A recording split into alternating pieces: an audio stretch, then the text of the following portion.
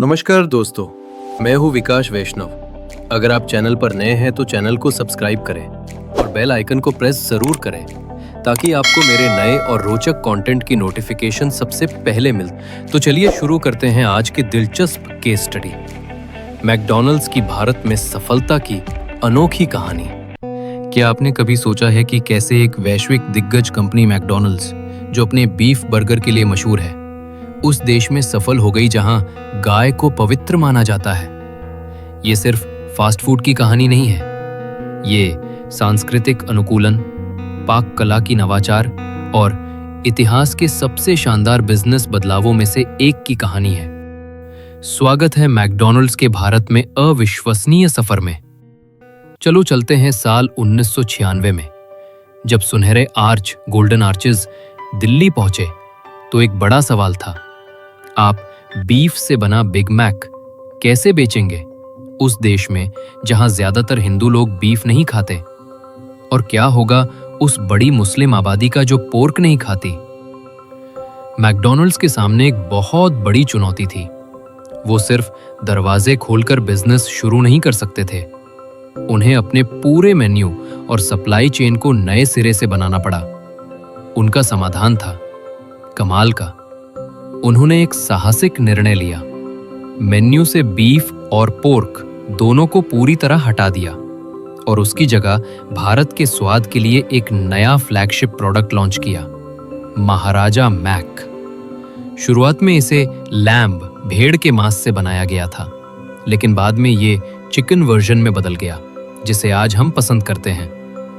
ये सिर्फ एक बदलाव नहीं था, ये एक घोषणा थी कि मैकडॉनल्ड्स भारत को सुनने आया है, सिर्फ बोलने नहीं। लेकिन नवाचार यही नहीं रुका। कंपनी ने महसूस किया कि भारत की एक बड़ी आबादी शाकाहारी है। ये कोई छोटा बाजार नहीं था, ये तो एक मुख्य धारा का वर्ग था। इसलिए मैकडॉनल्ड्स ने अपने वैश्विक इतिहास में पहली बार ऐसा किया। उन्होंने एक अलग शाकाहारी मेन्यू बनाया, जिसके लिए अलग किचन स्पेस रखा गया। इससे यह सुनिश्चित हुआ कि शाकाहारी और मांसाहारी खाने अलग अलग पकाए जाए, जिससे भारतीय ग्राहकों में विश्वास पैदा हुआ।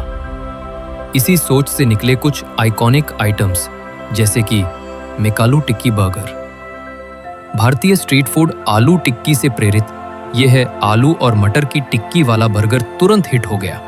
यह परिचित था, स्वादिष्ट था और सबसे जरूरी, सस्ता था। मेकालू टिक्की वो गेटवे बना जिससे लाखों भारतीयों ने पहली बार मैकडॉनल्ड्स का स्वाद चखा। इसके बाद आए मैकवेजी, पनीर साल्सा रैप और मैक स्पाइसी पनीर। हर आइटम भारतीय स्वाद और पश्चिमी फॉर्मेट का एक बेहतरीन मेल था।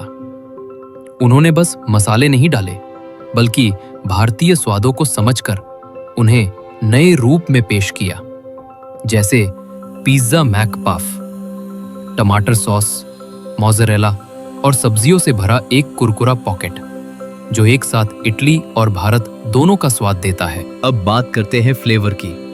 मैकडॉनल्ड्स इंडिया ने समझा कि भारतीय जुबान को चाहिए मीठा, खट्टा, मसालेदार और नमकीन का परफेक्ट संतुलन। उन्होंने अपने सॉसेस में मसाला, जीरा और धनिया जैसे भारतीय स्वाद मिलाए। उनका मैक स्पाइसी रेंज चिकन और पनीर दोनों में भारतीयों के तीखेपन के प्यार को दिखाता है। यहाँ तक कि उनकी क्लासिक फ्राइज भी पीरी पीरी मसाला सैशे के साथ आती है, ताकि ग्राहक अपनी पसंद का तीखापन चुन सकें। यही बारीक समझ मैकडॉनल्ड्स को बाकियों से अलग करती है। पर सिर्फ मेन्यू बदलना काफी नहीं था। मैकडॉनल्ड्स को भारत में एक पूरा इकोसिस्टम बनाना पड़ा। उन्होंने कोल्ड एक्स नाम की एक कोल्ड चेन लॉजिस्टिक नेटवर्क बनाई, ताकि देश भर में ताजा सामग्री सही तापमान पर पहुंचाई जा सके। उन्होंने भारतीय किसानों के साथ मिलकर स्पेशल आलू की किस्में उगाई, फ्रेंच फ्राइज के लिए और बर्गर के लिए परफेक्ट लेट्यूस तैयार कराया। इससे भारत की अर्थव्यवस्था को भी सीधा फायदा हुआ। अब बात करते हैं उनके मार्केटिंग स्टाइल की। मैकडॉनल्ड्स के भारतीय विज्ञापन हमेशा परिवार, खुशी और त्योहारों के इर्द गिर्द घूमते हैं। उन्होंने खुद को सिर्फ फास्ट फूड की जगह नहीं, बल्कि एक साफ सुथरी, परिवार के साथ बैठने लायक जगह के रूप में पेश किया। आई एम लविंग इट का जिंगल तो वही रहा, लेकिन भावनाएं पूरी तरह भारतीय थीं।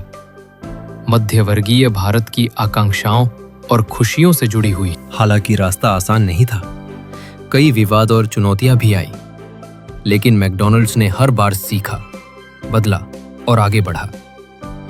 उन्होंने साबित कर दिया कि एक ग्लोबल ब्रांड तभी सफल होता है जब वो स्थानीय संस्कृति को अपनाता है, ना कि उसे बदलने की कोशिश करता है। आज भारत में चमकते गोल्डन आर्चेज इस बात का प्रतीक हैं कि यहाँ आप एक ही जगह पर अमेरिका और भारत दोनों का स्वाद पा सकते हैं। तो अगली बार जब आप मैकालो टिक्की या महाराजा मैक खाएं, तो याद रखें, ये सिर्फ एक बर्गर नहीं, बल्कि सम्मान, नवाचार और स्वादों के संगम की कहानी है। मैकडॉनल्ड्स ने भारत में सिर्फ खाना नहीं बेचा, उसने एक नई फूड संस्कृति बना दी। आपका मैकडॉनल्ड्स इंडिया का फेवरेट आइटम कौन सा है? कमेंट्स में बताइए। अगर आपको ये वीडियो पसंद आया हो तो लाइक करें, शेयर करें और सब्सक्राइब करें, ताकि आपको ऐसी और शानदार कहानियां मिलती रहें। धन्यवाद। अगली वीडियो में मिलते हैं।